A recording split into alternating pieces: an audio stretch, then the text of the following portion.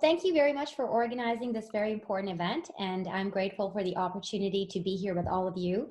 My name is Meg Hansen, and I am a proud American citizen with roots from India. And I moved to the Upper Valley to attend grad school at Dartmouth College a decade ago. So Vermont has been my home since. I have a medical degree and public health experience, which I hope to use in serving Vermont's successful post-COVID recovery. Our campaign for Lieutenant Governor, our motto is small towns and big hearts, because that's who we are. And we are advocating to create prosperity for middle class families and working families across the state. For the last 10 years, my personal and professional life has been rooted in Windsor County and now more recently in Manchester. I met my husband here, we got married, and this is where our Hansen family story began. But one of the primary reasons why I decided to run for office is the lack of upwardly mobile careers for people who are under the age of 40, like myself and my husband. So indeed, this is a really apt forum to discuss the key pillars of the campaign and what we're trying to achieve. The reason why families, young people, working professionals are being forced to leave Vermont or not coming here is because we don't have jobs where we can create enough wealth to buy a home, to raise our children, to save for retirement, and to build the lives that we want for ourselves and our families. And this is what we mean by prosperity. It's not just financial abundance, but overall well-being. The good news, though, is that when I look around the state for areas that are ripe for economic growth, I see the Killington and Rutland areas as being on the top of the list. An expanding airport, quick access to New York's capital region, agricultural diversity, and a university like Castleton all come together in really promising ways.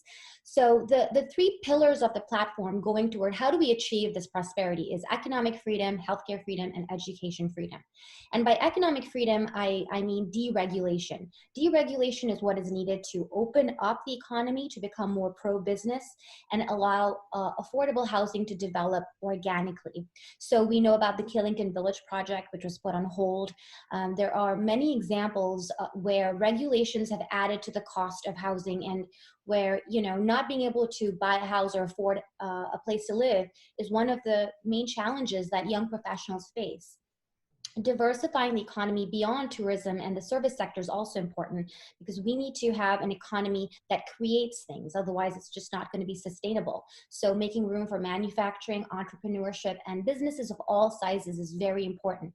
Rutland is really unique because it has so many stewards as compared to the rest of the state. And stewards is a great employer that gives a lot of benefits, including stock ownership and retirement. And I've heard it say that in Rutland, stewards is a way of life. This is the kind of business that we need to promote and foster and grow all over. And building Vermont workers is at the heart of that. And we can do that by increasing access to different kinds of productive labor, promoting secondary and post-secondary education in the trades and specialized skills is also really, really important. These are various pieces that come together in terms of serving young professionals in Rutland and across the state. And finally, I'll say that creating a sense of community is also really important. Institutions that foster family life and kinship between young people is really important to stay connected and feel like you're part of something greater than yourself. So I would say that Rutland really needs more places where parents can bring their children, like Wonder Feet Kids Museum, for example, in the winter, where young kids can go and play and learn. Gills in Rutland, Ted's Pizza. I mean, these are places where, we come together, we share our experiences over a meal, and we need more places like that. So there is a lot of room for growth. And as I said, the Rutland area is right on top of that. Rutland Regional Medical Center is the largest employer in the county.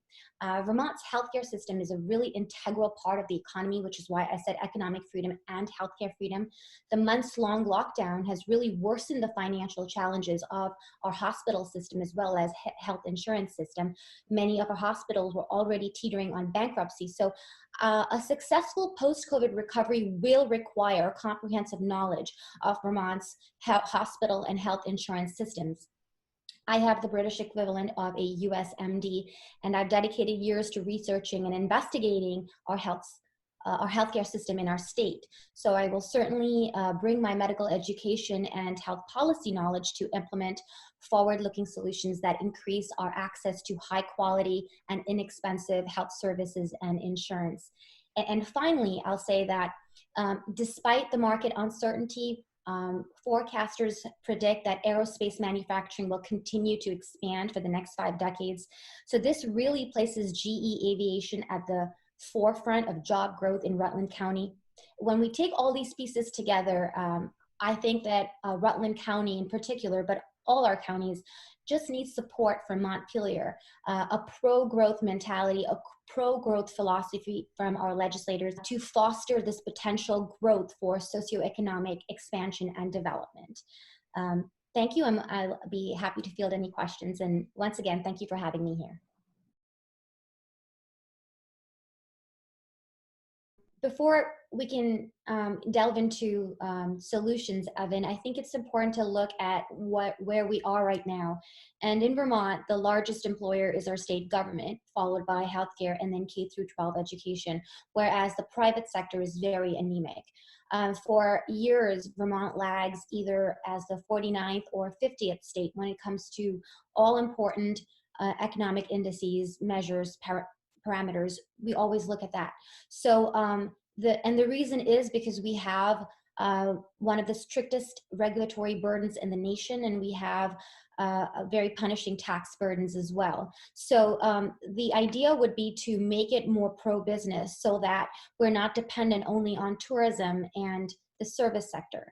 If we want to have young people come in, if we want doctors, if we want everybody, working professionals to come here, they have to be able to create wealth and own property. They have to be able to create the lives that they want for themselves and their families. And that's why it's really important to look at the structural weakness of the economy.